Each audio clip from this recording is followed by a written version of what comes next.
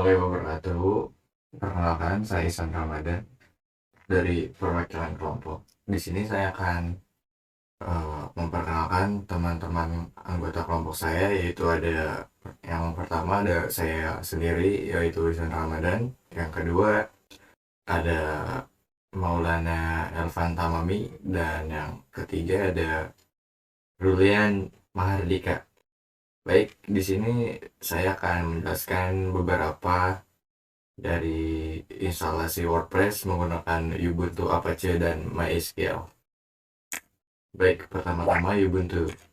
Ubuntu Ubuntu adalah sistem operasi yang tergolong dalam keluarga Linux. Ubuntu dirancang untuk memberikan pengalaman pengguna yang mudah, hemat biaya dan aman. Sistem operasi ini pertama kali dirilis pada tahun 2004 dan sejak itu telah menjadi salah satu distribusi Linux paling populer di dunia. Ubuntu dilengkapi dengan antarmeka grafis desktop Unity yang intuitif dan mudah digunakan. Kelebihan Ubuntu itu ada 3. Yang pertama ada open source, yaitu Ubuntu iOS bersifat open source sehingga siapapun dapat mengunduh dan menggunakannya secara gratis tanpa harus membayar biaya lisensi. Yang kedua ada stabilitas. Stabilitasnya seperti OS ini dikenal sangat stabil, tidak mudah mengalami crash, dan jarang terkena virus karena struktur sistem file yang berbeda dari OS lainnya. Yang terakhir ada mudah digunakan. Ubuntu OS ini dirancang untuk memudahkan penggunanya sehingga user interface-nya sangat mudah digunakan bahkan untuk pemula sekalipun. Kekurangan Ubuntu ini ada 3, yaitu Ubuntu OS masih kurang mendapat dukungan penuh dari beberapa perusahaan perangkat lunak seperti Adobe, sehingga tidak semua software yang tersedia pada OS Windows dapat digunakan pada Ubuntu OS. Terdapat keterbatasan kompatibilitas game pada Ubuntu OS sehingga pengguna yang lebih sering bermain game mungkin merasa kesulitan ya. Yang terakhir ada aplikasi seperti Adobe Photoshop, Power iDraw, Microsoft Office versi lengkap tidak tersedia secara langsung, harus pakai atau alternatif atau Wine. Nah, selanjutnya adalah Apache 2. Apa sih Apache 2 itu? Apache 2 adalah perangkat lunak web server open source yang digunakan untuk menampilkan halaman web melalui protokol HTTP dan HTTPS. Apache 2 adalah versi terbaru dan lebih stabil dari Apache HTTP Server yang dikembangkan oleh Apache Software Foundation. Apache merupakan salah satu web server paling populer di dunia dan banyak digunakan untuk menjalankan website baik di sistem operasi Linux, Windows maupun macOS. Nah, di sini ada fungsi Apache 2 ada 4. Yang pertama itu ada menangani permintaan request dari browser pengguna. Yang kedua ada mengirimkan respon berupa halaman web, HTML, CSS, gambar, dan lain-lain. Yang ketiga mendukung pemrosesan script web seperti PHP, Python, Perl melalui modul tambahan. Nah, yang keempat digunakan untuk mengembangkan dan menguji website secara lokal sebelum diunggah ke server online. Nah, itu adalah fungsi Apache 2, guys. Apache 2, teman-teman. Nah, apa sih kelebihan Apache 2 itu? Nah, yang pertama ada open source-nya dan gratis. Nah, jadi si Apache ini biayanya itu gratis, biaya instalasinya itu gratis. Yang kedua itu mudah dipelajari. Yang ketiga software yang andal dan stabil. Yang keempat kompatibel dengan banyak database seperti MySQL, PostgreSQL, Oracle, SQLite, dan sebagainya. Nah, di sini ada kekurangan Apache 2. Yang pertama ada kurang cocok untuk aplikasi non-web. Nah, jadi kayak untuk aplikasi-aplikasi non-web itu rada menurut saya kurang cocok untuk menggunakan Apache 2. Yang kedua ada struktur kode bisa berantakan. Nah, jadi di Apache 2 itu kadang kodenya itu bisa berantakan. Jadi kita sebagai user atau pengguna lebih sering untuk mengecek kodenya. Baik, yang ketiga ada keamanan bergantung pada kode pengembang. Yang keempat, terjadi gangguan pada performa jika suatu website menerima traffic dengan jumlah sangat tinggi. Itu adalah kekurangan-kekurangan dari Apache 2. Nah, dari PHP akan dijelaskan atau dipresentasikan oleh teman saya yang bernama Maulana.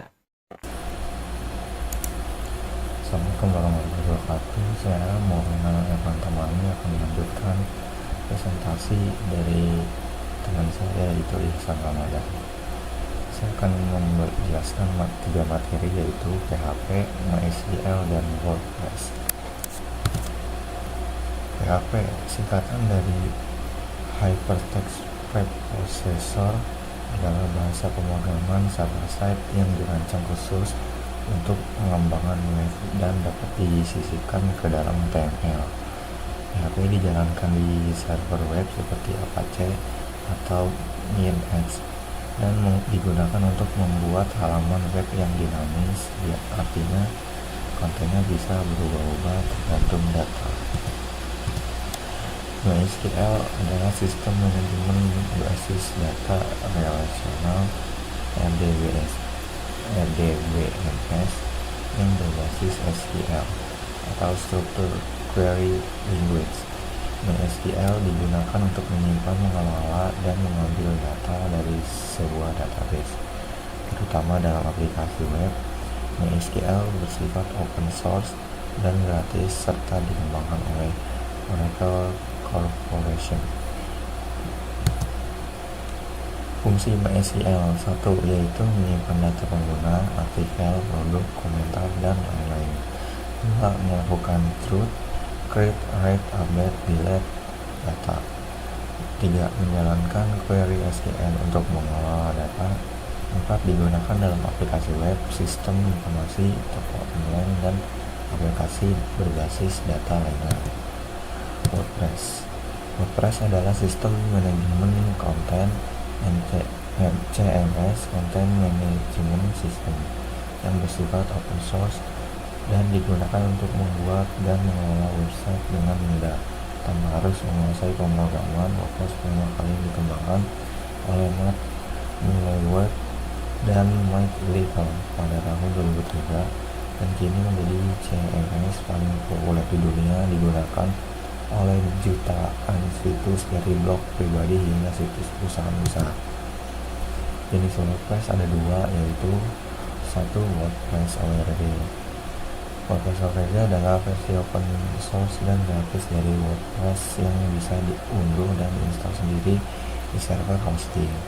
Yang kedua adalah WordPress.com, layanan dari otomatik yang memungkinkan membuat situs langsung tanpa harus menginstal apapun.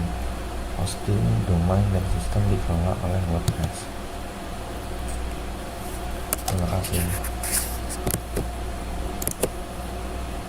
Halo semuanya, perkenalkan nama saya Rulian Marika. Di sini saya akan memberikan sebuah cara atau tutorial untuk membuat web server menggunakan WSL atau Windows Subsystem Linux. Jadi pertama-tama kalian buka settings terlebih dahulu, terus kalian cari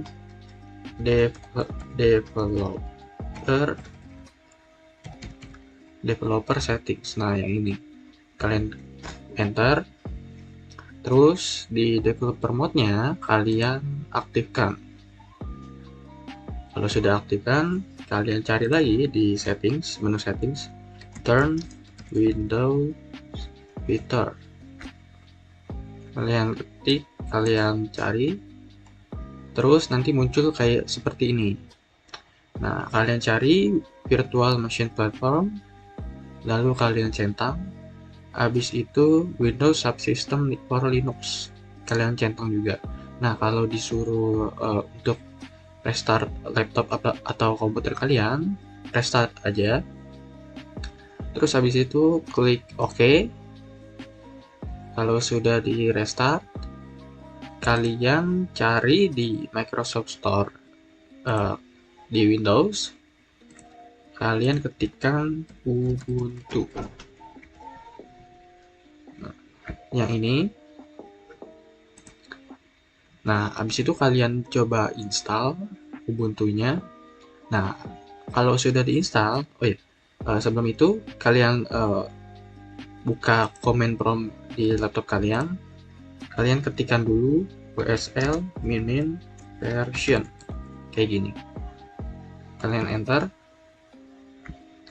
Nah, kalau sudah muncul seperti ini, WSL version 2.5.9.0, artinya WSL kalian sudah ready gitu. Nah, fungsinya si WSL ini atau Windows Subsystem Linux ini itu memungkinkan kalian untuk menjalankan Linux langsung di Windows tanpa perlu install virtual machine kayak VirtualBox atau VMware. Nah, terus yang tadi Virtual Machine Platform itu komponen pendukung untuk buat menjalankan WSL versi 2. Nah, pastikan WSL kalian juga versi 2 seperti ini. Terus habis itu kalian close aja. Nah, habis itu kalau udah diinstal Ubuntu-nya, kalian open. Dia bakal muncul terminal seperti ini. Nah, ini proses install. Kalian tunggu aja.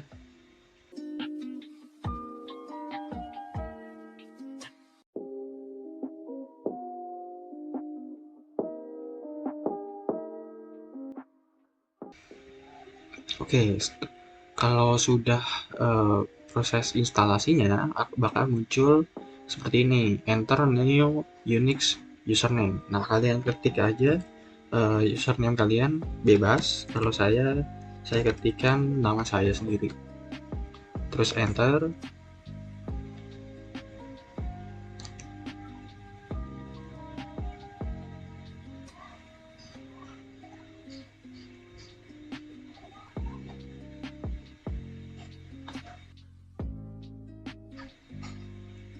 Terus kalian masukkan password kalian. Nah, passwordnya diingat-ingat ya. Masukkan lagi passwordnya.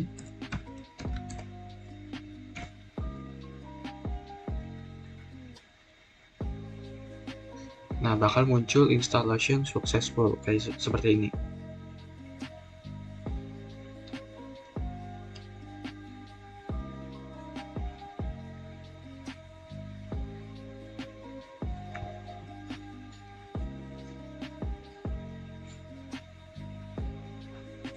Nah, kalau sudah bakal muncul seperti ini.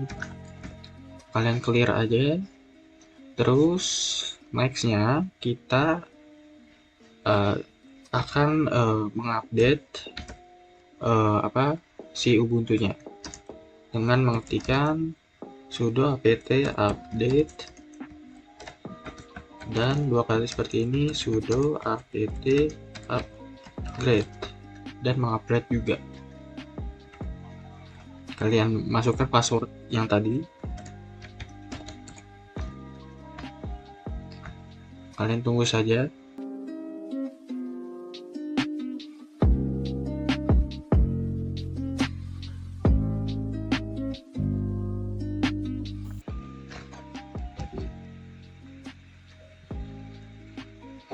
Nah, kalau sudah selesai proses update dan upgrade-nya untuk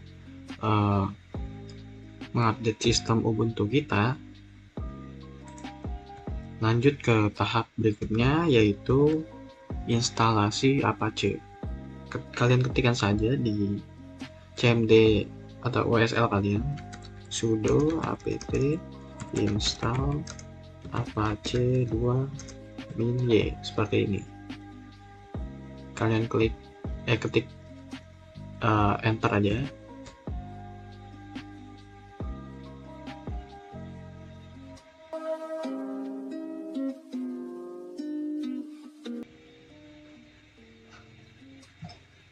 Nah, kalau sudah, lanjut untuk menginstalasi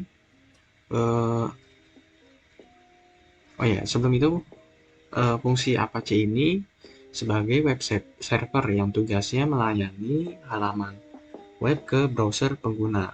Nah, sebelum menginstal PHP kita cek dulu pastikan web server Apache kita berjalan atau aktif. Ketikkan saja sudo systemctl status Apache 2 seperti ini. Nah, pastikan dia aktif atau running. Kalau sudah, kita lanjut untuk menginstal PHP.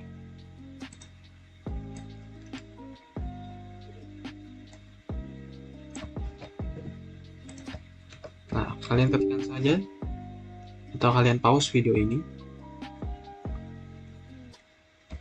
Nah, PHP ini fungsinya itu sebagai bahasa pemrograman yang biasanya digunain buat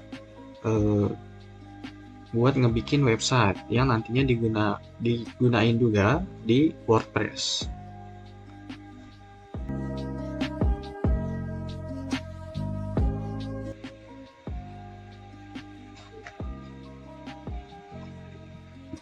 Nah, kalau sudah proses instalasi PHP-nya, kita lanjut untuk proses instalasi MariaDB.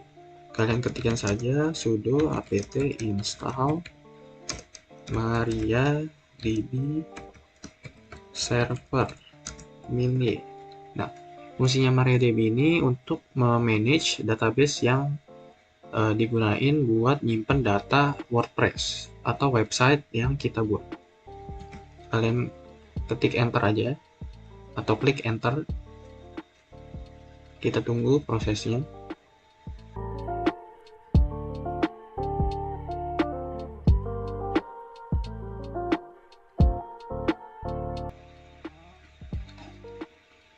Nah, kalau sudah, coba saya clearkan dulu biar rapi. Kalau sudah, kita lanjut untuk menginstal WordPress-nya.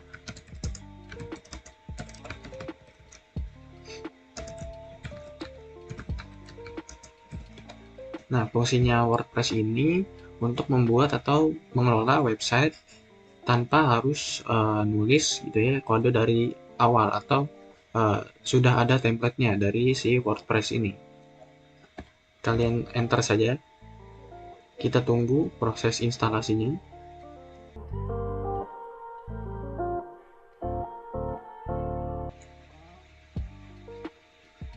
Nah, kalau sudah kelar proses instalasinya, kalian ketik ini di WSL kalian sudo nano etc apache 2 sites available wordpress.config untuk mengkonfigurasi WordPress yang kalian sudah install tadi.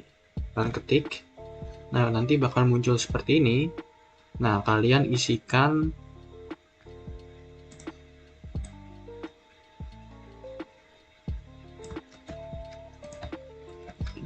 seperti ini. Ini coba indentasinya dibenerin dulu. Nah, sampai seperti ini. Kalau sudah, kalian save dengan cara Ctrl O, Enter, lalu Ctrl X. Nah, sudah. Kalau sudah konfigurasi, sudah di save, lanjut kalian ketikkan sudo a2 en site WordPress untuk mengaktifkan website WordPress-nya. Nah, sudah aktif. Lanjut, kalian ketikkan sudo systemctl reload apache 2. Nah, untuk merestart server Apache. Terus lanjut kalian ketik kode ini. Kalian pause dulu kalau mau. Terus enter. Nah, nanti bakal muncul seperti ini. Nah, ini kalian isikan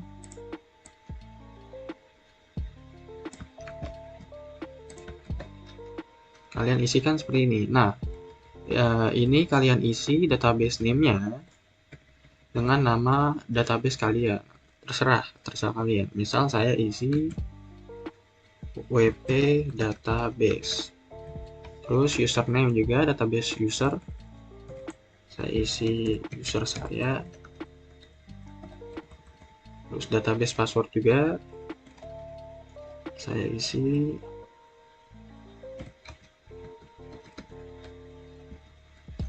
Udah, kalau sudah diisi db password, db username sama db user sama db name, kalian Ctrl O, Enter, Ctrl X untuk men-save-nya.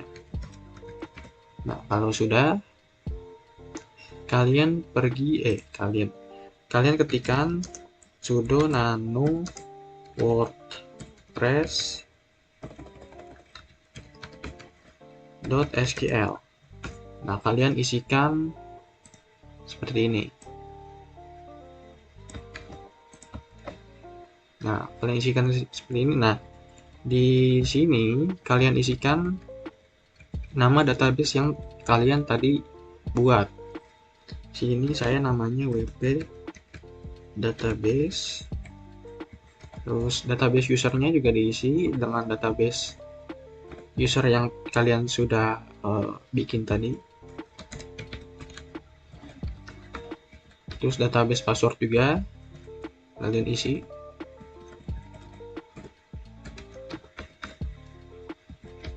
Terus ini juga diisi database name-nya. Ini juga.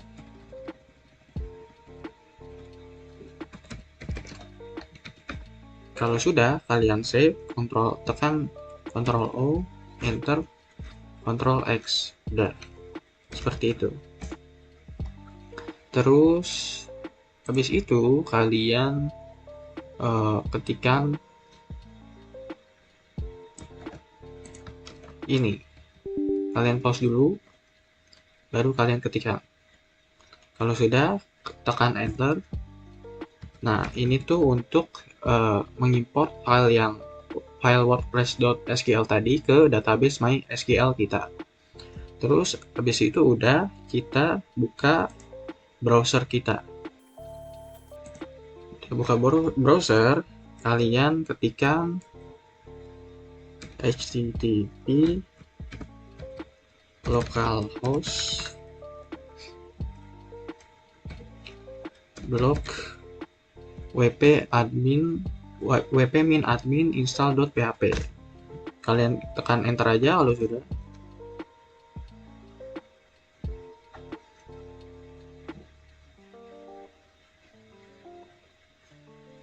Nah, bakal muncul seperti ini. Sini kalian isi aja. Misal saya titelnya testing 123, terus username-nya misal nama saya. Kalian isi saja. Passwordnya juga diisi.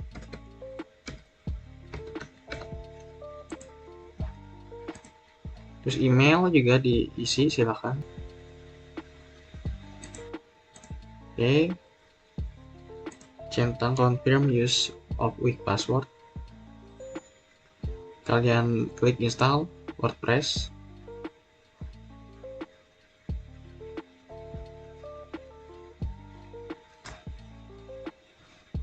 Kalau sudah, kalian klik login.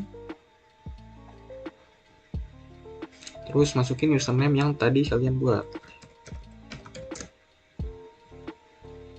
Passwordnya.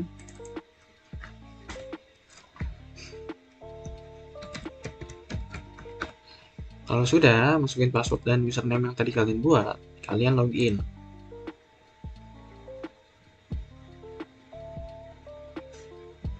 Nah, sudah. Ini sudah masuk ke WordPress-nya. Oke, mungkin cukup sekian tutorial cara menginstal web server menggunakan WSL dari kelompok kami. Kurang lebihnya mohon maaf. Wassalamualaikum warahmatullahi wabarakatuh.